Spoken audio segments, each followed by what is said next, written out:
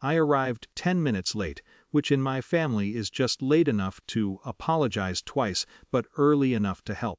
I brought a gift bag with a dinosaur on it, a card I'd overthought, and a tray of cupcakes because I'd learned that showing up empty-handed gave people permission to dismiss you before you'd even said hello.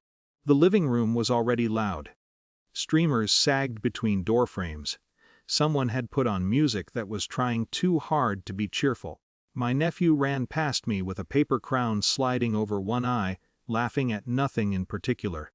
I smiled because it felt automatic, because that's what you do when you want the room to accept you without question. I made small talk. I handed over the cupcakes. I complimented the decorations. I kept my voice light. At some point, while the kids were distracted by cake and the adults were drifting toward the kitchen, I said it. Not loudly. Not as an announcement. Just a sentence slipped into the air like a bookmark. "Can't wait for the big family dinner tomorrow," I said. The room didn't go quiet. That would have been merciful. Instead, my cousin laughed.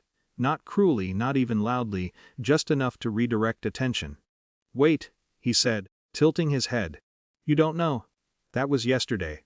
I felt my smile stay on my face a second too long. Long enough to look practiced. "Oh," I said. "Yesterday." My aunt was already reaching for her phone. She didn't look at me when she unlocked it. She swiped with the efficiency of someone who had rehearsed this moment without knowing it. Photos bloomed across the screen. A long table. Candles. Glasses raised mid-toast.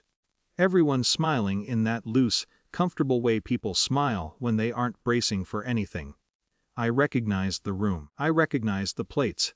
Someone had put effort into it. That was such a nice night. My aunt said, more to the room than to me.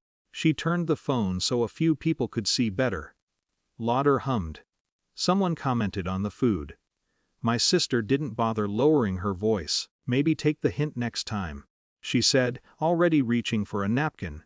It landed cleanly. No room for misunderstanding. No invitation to respond.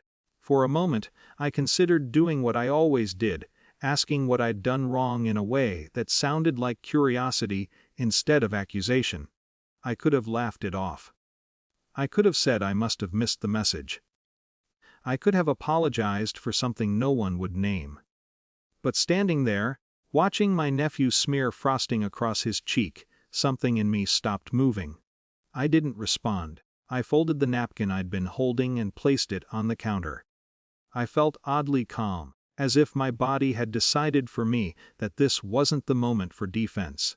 The thing about being excluded quietly is that you spend years thinking it's accidental. You tell yourself everyone's busy. That you're hard to schedule. That you're sensitive.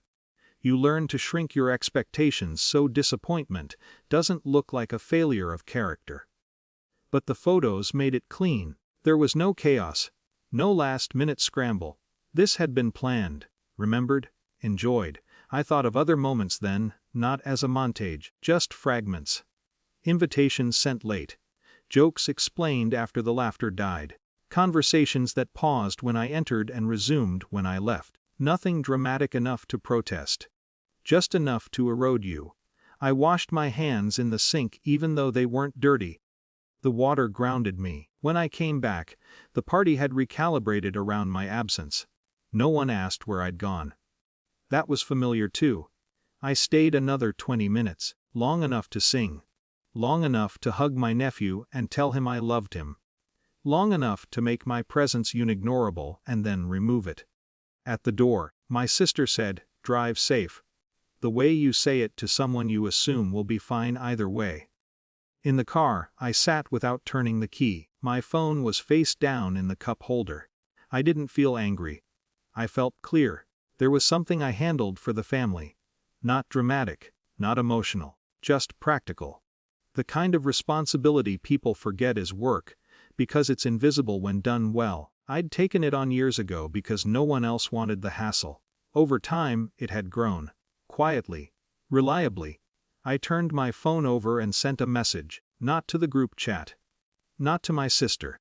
To someone whose title carried weight, and whose job was to keep things running smoothly. I kept it factual, brief, no accusation. Hi. Just confirming, am I still listed as the point person for this? I wasn't sure, given some recent changes. The reply came faster than I expected. Yes. Why? I didn't elaborate. I didn't mention photos or dinners or hints. I'm not sure that still makes sense, I wrote. Happy to discuss. There was a pause long enough to be noticed. Can we talk now? I answered the call in the driveway. The conversation was calm. Professional. I explained that I'd been operating under assumptions that might no longer be accurate. That clarity would help everyone. When I hung up, I felt something shift, not relief exactly. Alignment. The next day, my phone lit up. First my aunt, then my cousin, then my sister. Hey, did you change something? We're getting calls about this. Can you explain what's going on?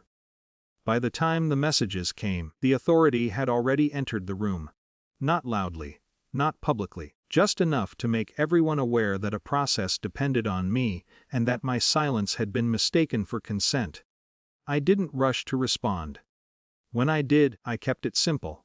I realized I wasn't sure where I stood. It seemed better to pause than assume.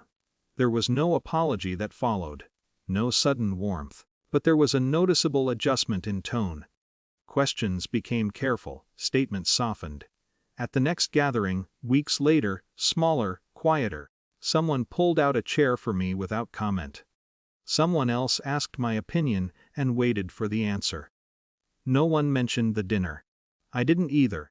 What changed wasn't how much they liked me. It was how little I needed them to. I stopped trying to earn a place at tables that rearranged themselves when I arrived. I stopped translating my absence into personal failure. Power didn't announce itself. It didn't feel like revenge. It felt like standing still and letting the truth catch up. When I left that night, I hugged my nephew again. He waved from the couch, crown askew, already distracted by something new. I smiled back, steady. Belonging, I'd learned, isn't something you beg for. It's something you stop negotiating once you realize what you're worth.